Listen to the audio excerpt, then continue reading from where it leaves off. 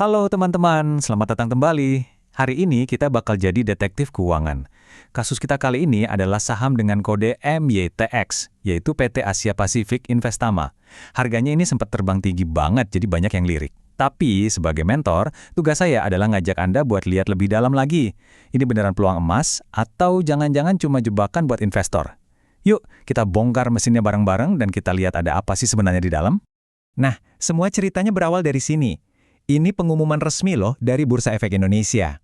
Mereka sampai ngasih stempel aktivitas pasar yang tidak biasa atau UMA ke saham MYTX. Anggap aja ini kayak lampu kuning di persimpangan jalan. Bursa sebagai polisi lalu lintas pasar modal lagi ngasih kode ke kita semua buat hati-hati. Jadi ya kita wajib naikin level kewaspadaan kita. Dan inilah yang bikin heboh itu. Lihat deh grafiknya. Dalam setahun aja, harga saham ini meroket dari cuma 36 perak sampai nyentuh 94 perak per lembar. Itu kenaikannya lebih dari 2 kali lipat. Jelas, ini kelihatannya menggiurkan banget buat siapa aja. Tapi, pertanyaan pertama seorang investor yang cerdas itu bukan gimana cara ikutan untung, tapi apa sih yang bikin harga ini naik gila-gilaan? Jadi, disinilah kita berada di persimpangan jalan. Di satu sisi, ada potensi cuan gede kalau kenaikannya lanjut. Tapi di sisi lain, ada risiko kita kejebak kalau ternyata lonjakan harga ini nggak ada dasarnya, alias cuma gorengan. Nah, inilah inti dari penelusuran kita hari ini. Kita akan cari jawabannya bukan dari gosip atau rumor, tapi langsung dari data. Oke, langkah pertama, kita lupain dulu deh grafik harga saham yang hingar-bingar itu. Sekarang, kita masuk ke ruang mesinnya perusahaan, yaitu laporan keuangannya. Ini tuh cerminan kesehatan asli dari sebuah bisnis. Mari kita cek, apakah performa perusahaan ini secantik harga sahamnya? Atau jangan-jangan? Nah loh, apa yang kita temukan? Disinilah kejanggalan pertama muncul. Harga sahamnya terbang ke bulan, tapi kinerja perusahaannya malah anjlok. Pendapatannya turun, dan yang lebih parah, dari yang tadinya untung 14 miliar, sekarang malah berbalik jadi rugi 12 miliar. Ini adalah bendera merah atau red flag pertama yang sangat-sangat jelas. Angka ini teman-teman, ini tuh kayak alarm kebakaran yang bunyinya paling nyaring. Ini adalah margin laba kotor perusahaan, dan nilainya minus. Artinya apa? Artinya, untuk setiap produk yang berhasil mereka jual, mereka sebenarnya malah kehilangan uang. Biar saya jelasin lebih sederhana lagi. Coba bayangin Anda punya warung kopi. Angka ini tuh artinya harga jual secangkir kopi Anda lebih rendah daripada biaya buat beli biji kopi sama air panasnya. Anda udah rugi bahkan sebelum bayar gaji barista, sewa tempat, apalagi nyicil mesin kopi. Ini nunjukin ada masalah yang sangat fundamental di bisnis intinya. Oke, kita udah tahu perusahaannya boncos dari operasionalnya. Sekarang kita harus cari tahu kenapa bisa begini. Kayak dokter, kita akan coba diagnosis lebih dalam. Kita akan periksa kondisi utangnya di neraca keuangan, dan kita juga akan lihat kondisi lingkungan di sekitarnya, yaitu kondisi industri tekstil secara keseluruhan.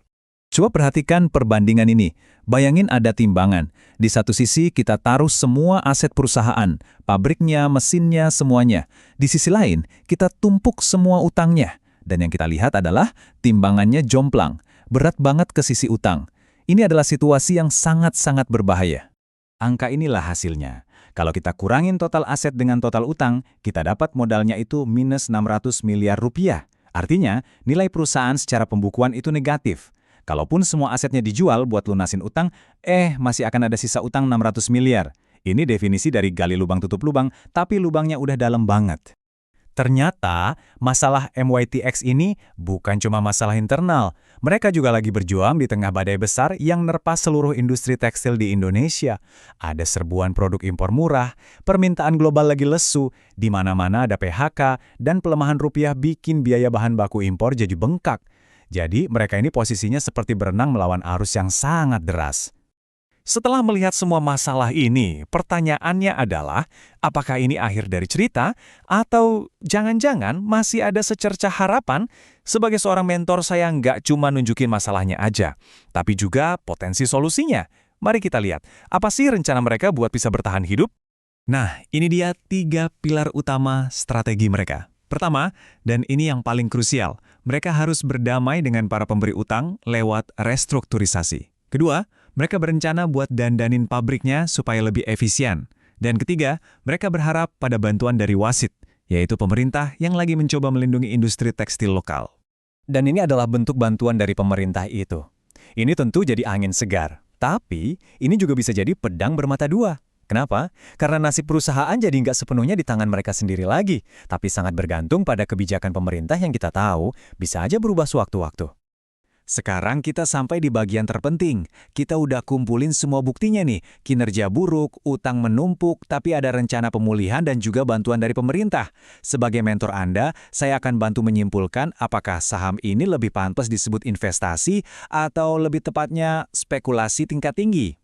Nah, disinilah kita bisa lihat betapa sakitnya kondisi perusahaan ini. Semua alat ukur standar yang biasa dipakai investor jadi nggak berfungsi, jadi error. PB ratio jadi minus. Ya iyalah, modalnya aja minus. Debt to equity juga jadi nggak relevan. Dan yang bikin kabet, EV per EBITDA-nya sampai 439 kali. Tinggi banget. Pelajaran pentingnya apa? Jangan pernah pakai penggaris biasa untuk mengukur gedung yang posisinya udah miring. Oke, mari kita rangkum resikonya biar jelas. 1. Resiko kebangkrutan karena modalnya minus. 2. Laba yang pernah mereka dapat itu bukan dari jualan kain, tapi dari jual aset. Ini kualitas laba yang rendah. 3. Ketergantungan sama belas kasihan kebijakan pemerintah. Dan terakhir, sahamnya sendiri nggak liquid, artinya susah buat dijual atau dibeli dengan cepat. Ini adalah poin-poin yang harus Anda camkan baik-baik. Tugas saya sebagai mentor adalah menyajikan fakta dan membimbing cara berpikir Anda, bukan ngasih contekan jawaban. Saya udah tunjukkan kondisi ruang mesin perusahaan ini, luka-lukanya, serta obat yang lagi coba diminum. Sekarang keputusannya ada di tangan Anda. Apakah potensi keuntungan dari sebuah turnaround story ini sepadan dengan semua resiko fundamental yang baru saja kita bedah bersama? Coba pikirkan baik-baik sebelum Anda membuat keputusan.